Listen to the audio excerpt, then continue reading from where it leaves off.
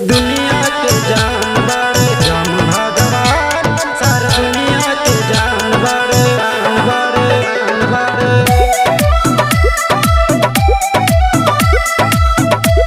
सारा दुनिया के जानवर।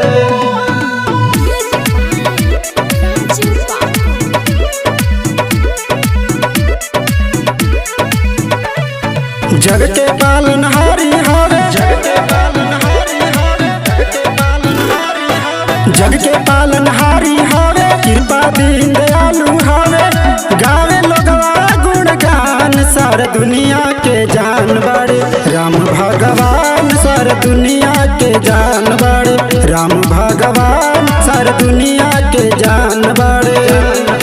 जग के पालनहारी हवे, कृपा दीन दयालु हवे, गावे लोगवा गुणगान, सारा दुनिया के जानवर राम भगवान, सारा दुनिया के जानवर राम भगवान, सारा दुनिया के जानवर के जानवर।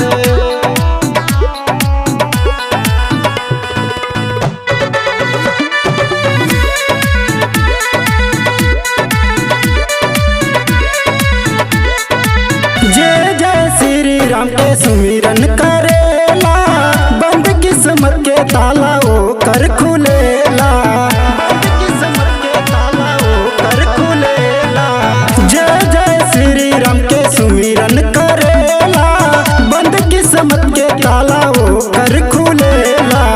राम जी के कर भक्ति तोहरा के मिली शक्ति, राम जी के कर भक्ति तोहरा के मिली शक्ति, भव सागर पार सारा दुनिया के जानवर राम भगवान, सारा दुनिया के जानवर राम भगवान, सारा दुनिया के जानवर। दुनिया के जानवर राम भगवान, सारा दुनिया के जानवर।